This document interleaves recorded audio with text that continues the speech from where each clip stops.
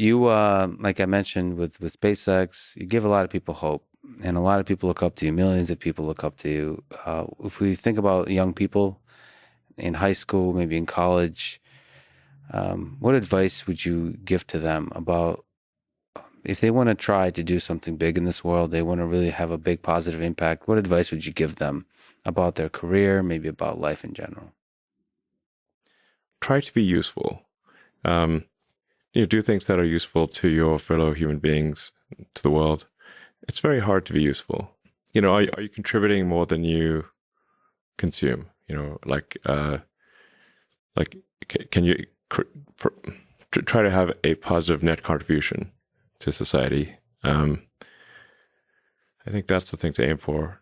Not to try to be sort of a leader just for the sake of being a leader or whatever. And the people you want as leaders are the people who don't want to be leaders. If you can live a useful life, that is a good life, a life worth having lived. And like I said, I would encourage people to use the mental tools of physics and apply them broadly in life. They're the best tools. When you think about education and self-education, what do you recommend? So there's the university, there's self-study, there is hands-on sort of finding a company or a place or a set of people that do the thing you're passionate about and joining them as early as possible.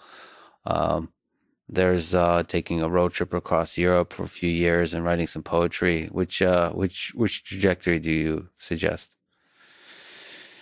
In terms of learning about how you can become useful, as you mentioned, how you can have the most positive impact. Well, I'd encourage people to read a lot of books.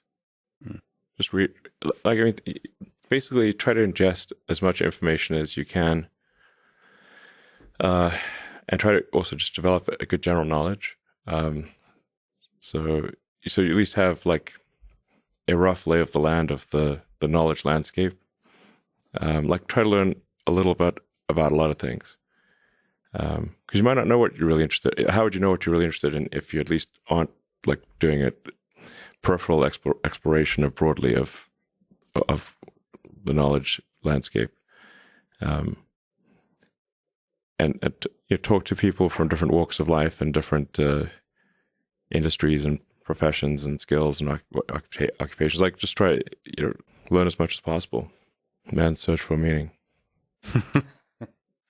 Isn't the whole thing a search for meaning?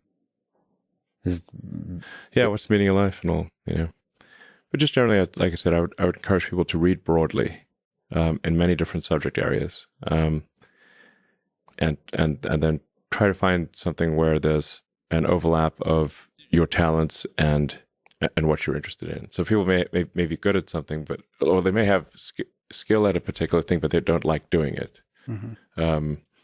So you want to try to find a thing where that's a good combination of the things that you're inherently good at, but you also like doing. But I put a lot of stock and certainly have a lot of respect for someone who puts in an honest day's work to do useful things, and just generally to have like not a zero sum mindset, or have more of a grow the pie mindset. Like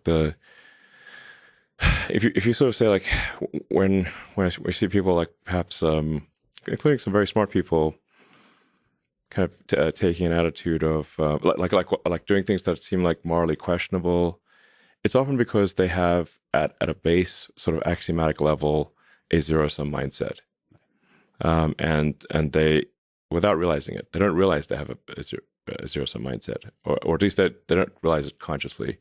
And so if you have a zero sum mindset, then the only way to get ahead is by taking things from others.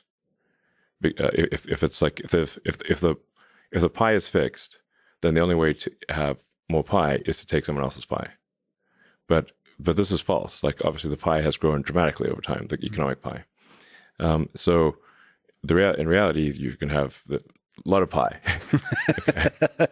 Yeah, pie is not fixed. Yes.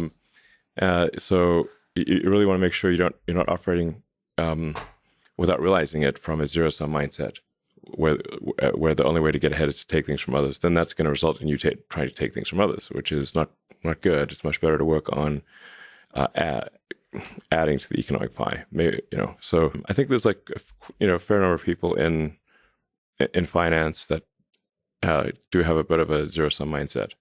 What happens when you celebrate others and you promote others, the ideas of others, it actually grows that pie. I mean, the resources become less scarce. Mm-hmm. And that applies in a lot of kinds of domains. It applies in academia, where a lot of people are very see some funding for academic research is zero sum, and it is not. If you celebrate each other, if you get everybody to be excited about AI, about physics, about mathematics, I think there'll be more and more funding, and I think everybody wins.